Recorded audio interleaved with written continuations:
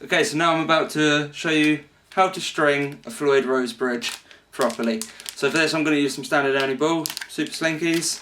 I'm going for a standard E or a drop D tuning, so these are plenty thick enough. If you're going for a drop C or a drop B, then you might want to go for a thicker gauge string.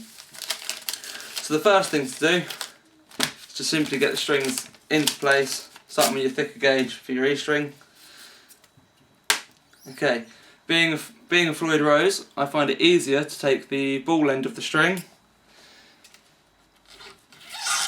and have that holding your string in the machine head.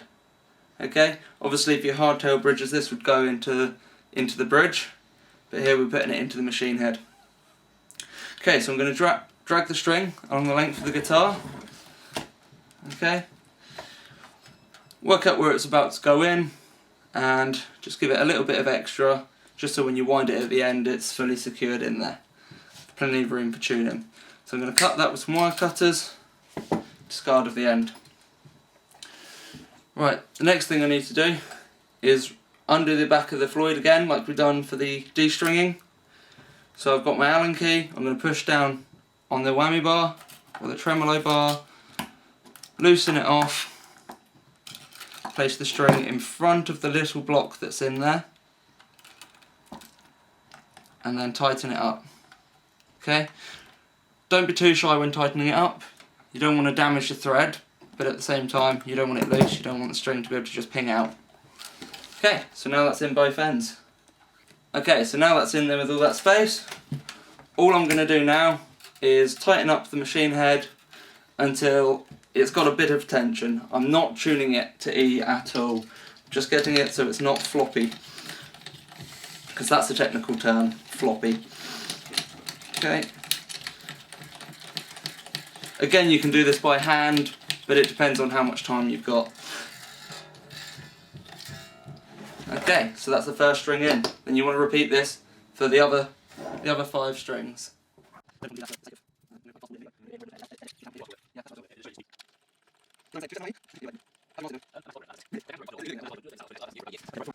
Okay, so the next thing you've got to do is you've got to tune the guitar whilst you're getting the action right and the level of the Floyd Rose. This is the tricky bit. This is why most people come to me to get the guitars restrung instead of doing it themselves. Right, so the first thing I'm going to show you is a really simple thing. Your tuning pegs at the end, I'm hoping this lighting you can see them. I'm going to be turning those, let's get rid of that. I'm going to be turning all of these until they're at the exact same level from the bottom, okay?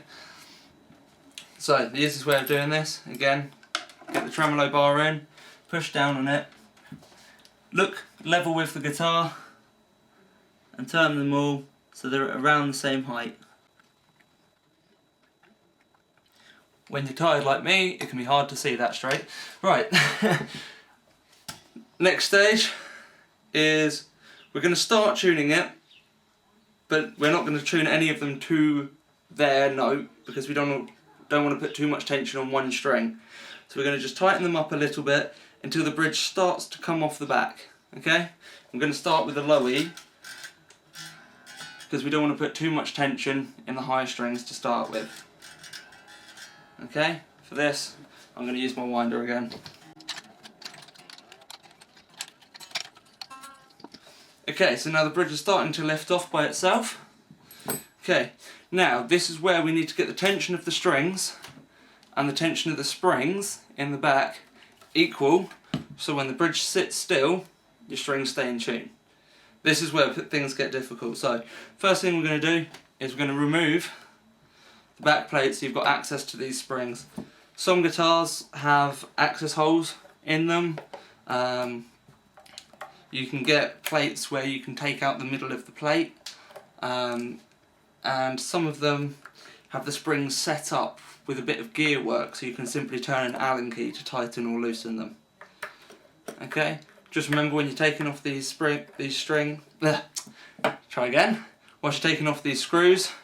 to make sure they're kept somewhere where you're going to remember where they are. So for this, I'm going to put them in this pot, which is where I've kept the locks as well. Okay, so now we have access to the back as well. Right, so if we turn the guitar back over, the next trick, we're going to put a tremolo bar in, we're going to push down, and these rear bits where your Allen key goes in to tighten or loosen the block so you can put the strings in or out, underneath there we're going to put something fairly strong and fairly thin. For this I've got a thin ruler.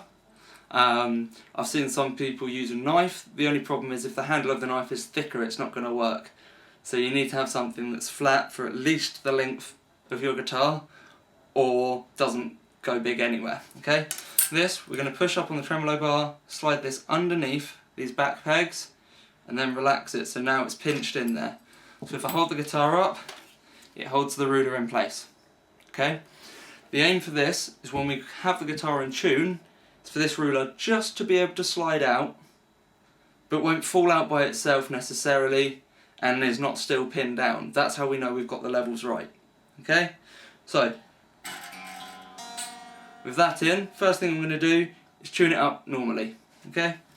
Okay, so I started tuning the guitar, I've tuned the first 2 strings, and now if I hold the guitar up, the ruler slides out.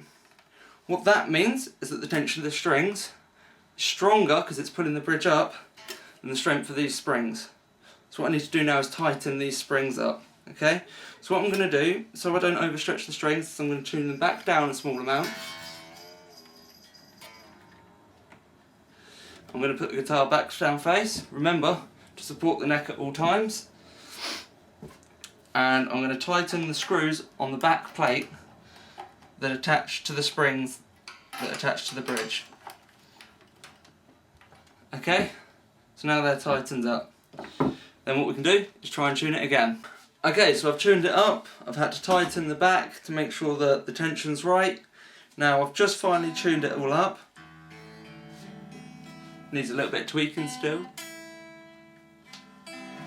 Okay, and now when I hold it up, the ruler's there, but with a simple, just a touch of a little finger, I can slide that out quite easily. And it's still very close to in tune. Obviously at the end we can tighten it up using these tuning pegs that are on top of the bridge, so that's fine. Right, once we're in this stage, we want to put the locks on because the pressure's set right, and then we can tweak it after the locks are on with this end. So just going to put the locks in. Okay, so this bit's fairly simple, you just put them in the same way you took them out.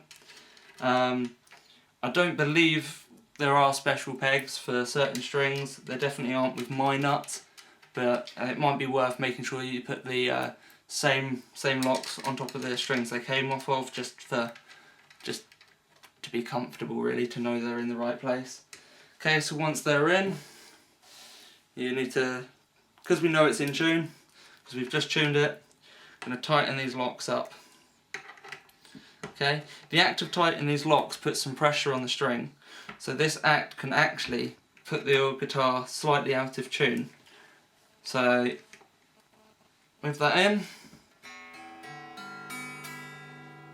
fairly close but not perfect. So now the last thing to do is to tune it up finally using these tuning pegs and then reattaching the back plate. Apart from that, it's all done. So let's just do the final touches.